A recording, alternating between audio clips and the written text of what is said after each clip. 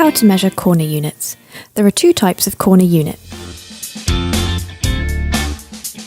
One is a lost corner unit, where one cabinet fits behind another, and one where the cabinet is L-shaped, and it's L-shaped units we're going to look at here. To measure doors for L-shaped corner units, measure from the inner corner of the cabinet to the outer edge, then deduct 20 millimetres, as the doors will need to be slightly smaller than the cabinet. Then repeat this for the other side, and again deduct 20 millimetres.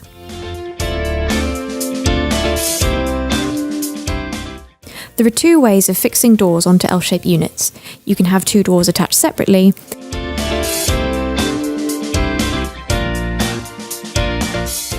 or two doors joined with an L-shaped corner hinge.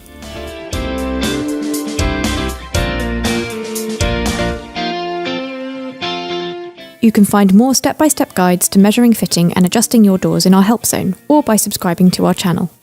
Ready to place your order? Visit our website or give us a call.